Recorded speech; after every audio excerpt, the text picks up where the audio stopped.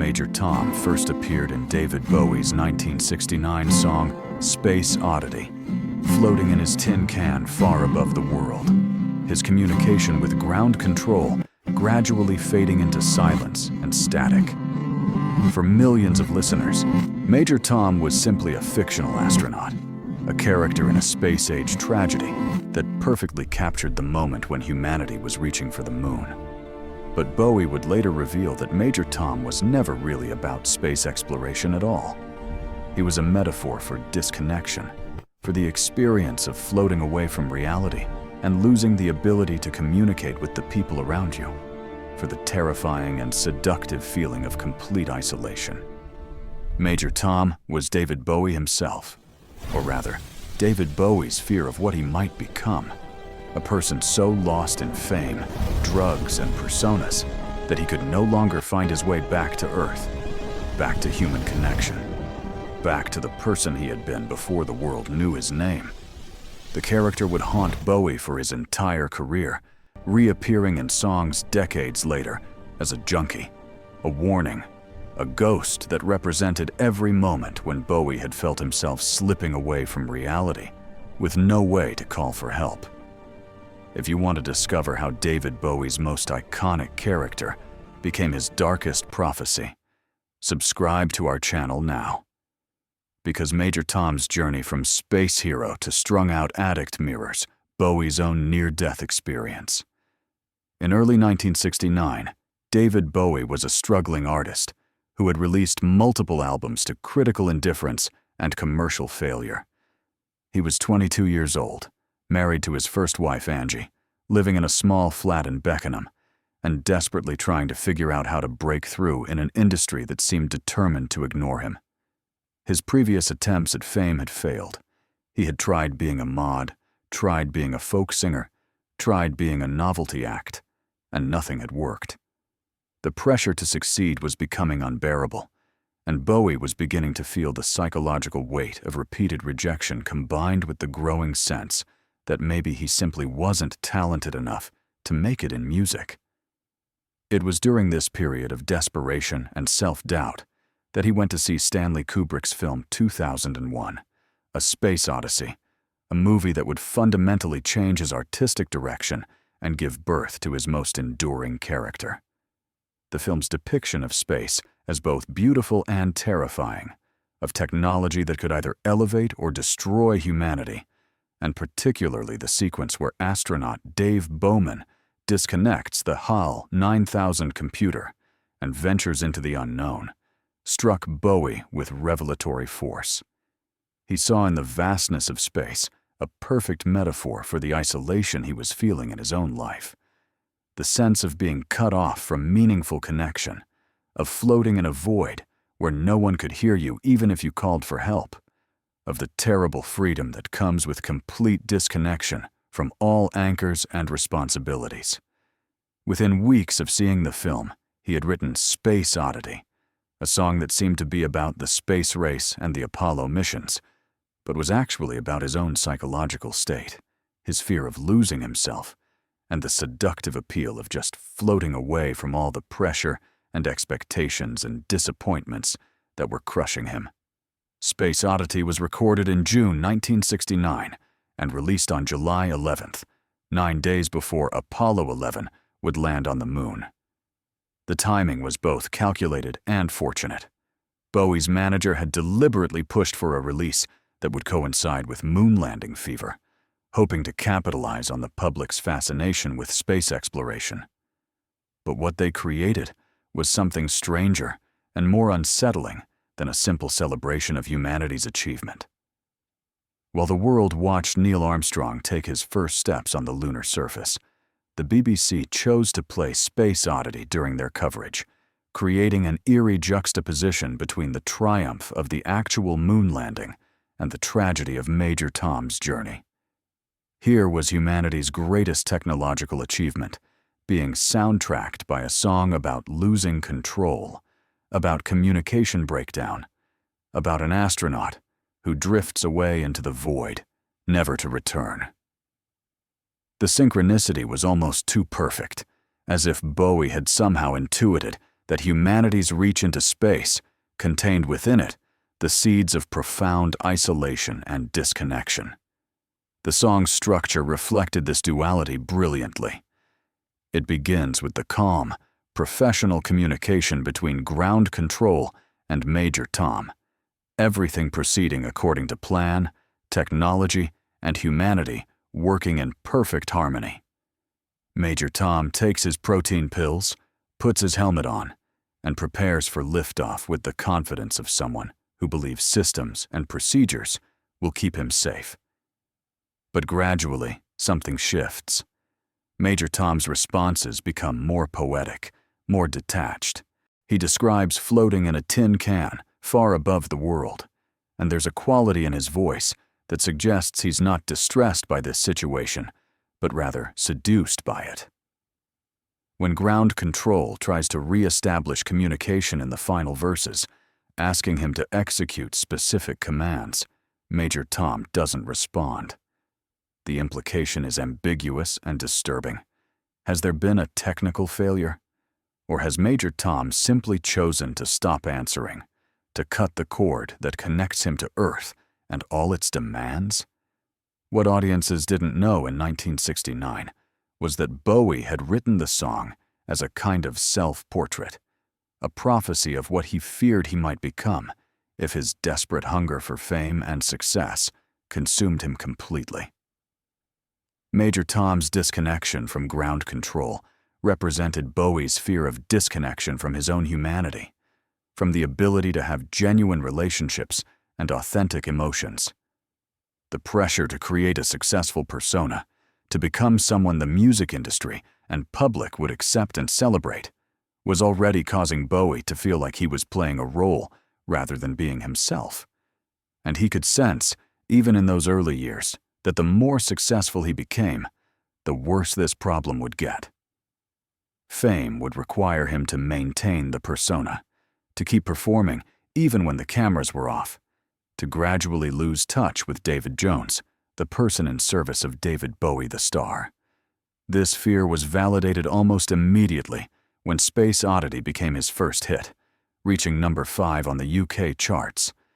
Suddenly, Bowie had what he'd been desperately seeking: recognition, success, a foothold in the industry.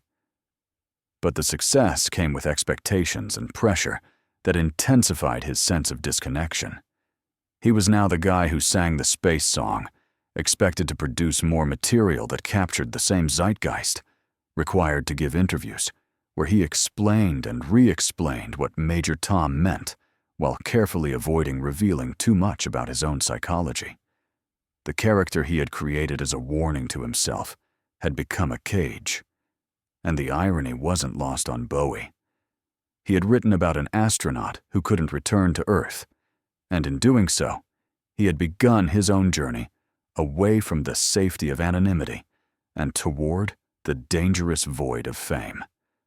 When Bowie created Ziggy Stardust in 1972, the connection to Major Tom was explicit and intentional. Ziggy was another alien figure, another outsider who came to Earth with a message, but couldn't truly connect with humanity in any lasting way. But where Major Tom was passive, floating, and disconnected, Ziggy was active, performing and connecting through art and sexuality, even though he remained fundamentally isolated by his difference. Bowie later explained that Ziggy was his attempt to explore what might have happened if Major Tom had returned to Earth but found he no longer fit, that the experience of isolation in space had changed him so fundamentally that human society felt alien and incomprehensible. The Ziggy Stardust character allowed Bowie to examine the other side of the isolation equation, not the withdrawal from society, but the attempt to re-enter it, and the discovery that you've become too strange, too different, too damaged by your time in the void to ever truly belong again. But creating Ziggy also intensified the problem Bowie had been worried about when he wrote Major Tom. The character became so popular, so all-consuming, that Bowie began to lose himself inside it. Fans treated Ziggy as real, and Bowie found himself performing the character, not just on stage, but in interviews, at parties, in private moments when he was supposed to be David Jones. The boundaries between performer and performance dissolved, and Bowie experienced firsthand the disconnection he had written about in Space Oddity.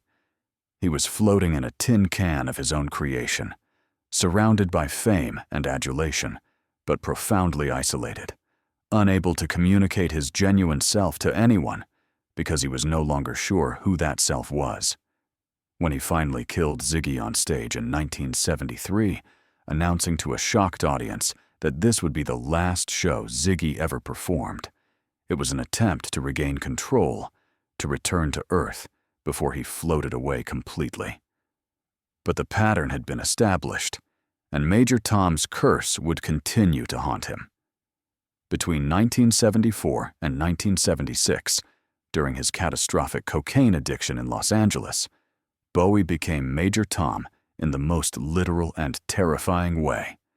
He was consuming 3 grams of cocaine daily, surviving on milk and peppers, covering the mirrors in his mansion because he believed demons watched through them, performing occult rituals at 3 in the morning, and losing touch with reality so completely that he would later claim to have no memory of entire years of his life.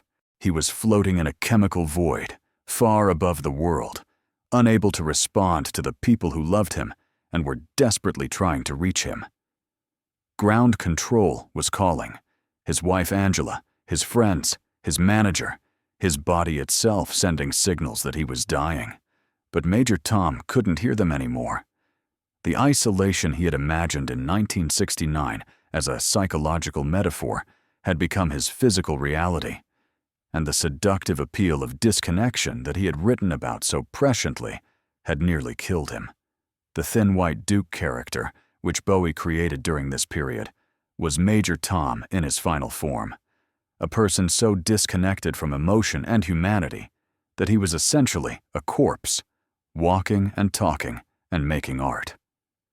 When Bowie described the Duke as someone who sang love songs with great passion, despite feeling no emotions whatsoever, he was describing his own state during the cocaine years.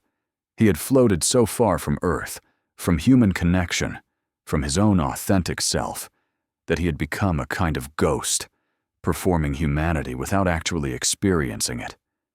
Friends who visited him during this period described someone who looked and sounded like Bowie, but seemed fundamentally absent, as if the person they had known had already left, and only a shell remained.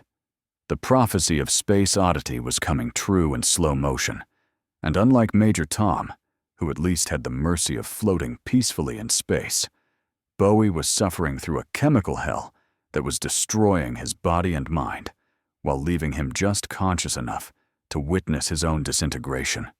In 1980, after surviving his cocaine addiction and moving to Berlin to rehabilitate himself, Bowie brought Major Tom back for the first time in the song Ashes to Ashes. But the character who returned was radically different from the peaceful astronaut of Space Oddity. This Major Tom was explicitly identified as a junkie, strung out and lost, his space journey revealed as a drug trip all along. The line, "We know Major Tom's a junkie," was delivered with a mixture of resignation and anger, as if Bowie was both confessing his own addiction and condemning himself for the years he had wasted in chemical disconnection.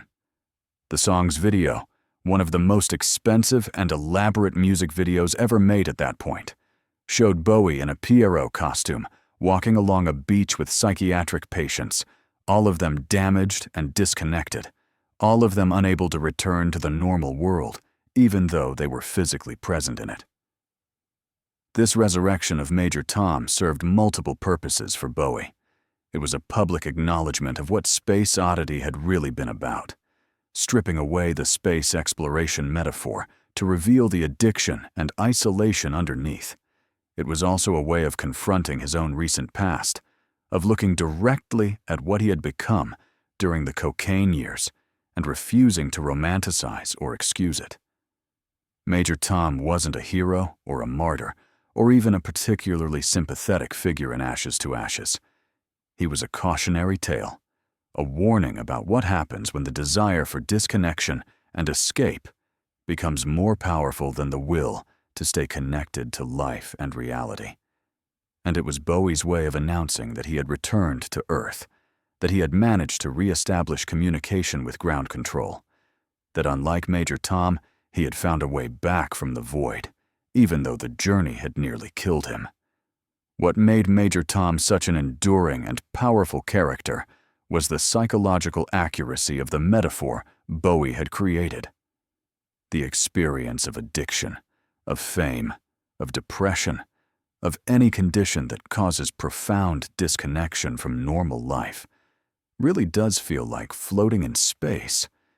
There's the same sense of being surrounded by a void, where normal rules don't apply.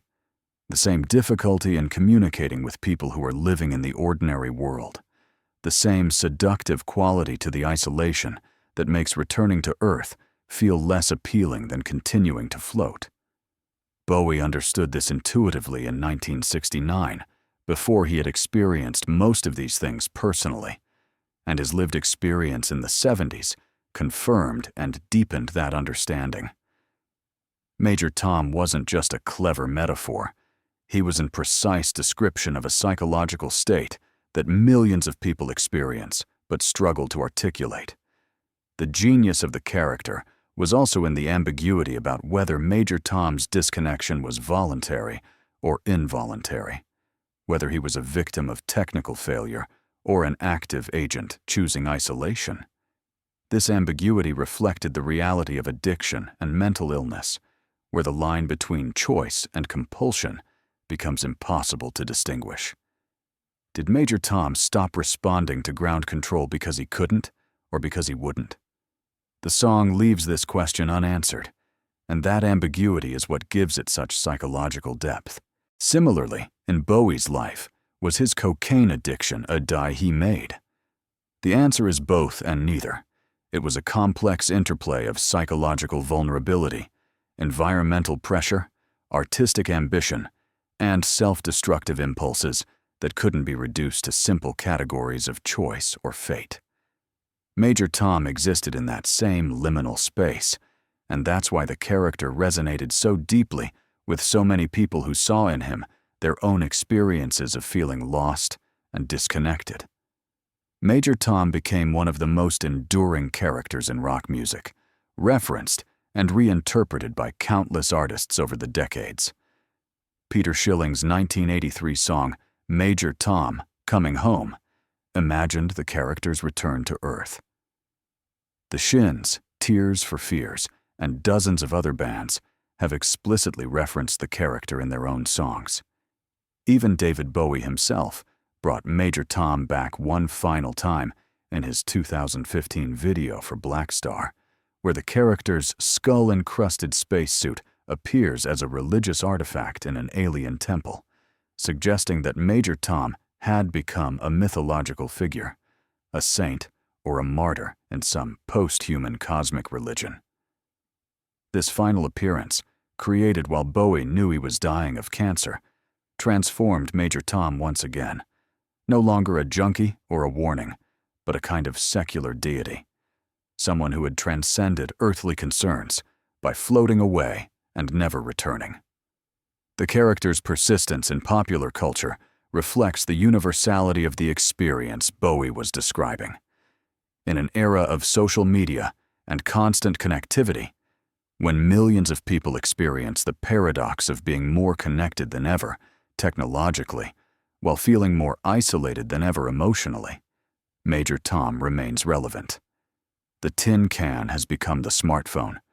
Ground control has become the algorithmic demands of social platforms, and the void of space has become the endless scroll of other people's curated lives. The desire to just cut the connection, to float away from all the noise and demands and expectations, remains as powerful and as dangerous as it was in 1969. And Bowie's warning, encoded in the story of an astronaut who couldn't find his way home, continues to resonate, because the problem he identified hasn't been solved. In fact, it's gotten worse. In the end, Major Tom was David Bowie's way of understanding and communicating his own most persistent fear, that in pursuing fame and artistic success, in creating personas and characters and theatrical identities, he might lose himself so completely that he could never find his way back to who he had been. The character was both prophecy and warning, both self-portrait and cautionary tale. Bowie lived through the experience of becoming Major Tom during his cocaine years, floated in the void and nearly didn't return, but ultimately managed to reestablish communication with ground control and make it back to Earth. That survival gave him unique authority to speak about disconnection and isolation, and his willingness to revisit Major Tom throughout his career, to keep examining and reinterpreting this character who represented his darkest moments, demonstrated remarkable courage and self-awareness. Most artists would have preferred to forget the periods of their life when they were most lost. Bowie turned his into art, into a character that helped millions of other people understand their own experiences of feeling disconnected and lost and unable to find their way home.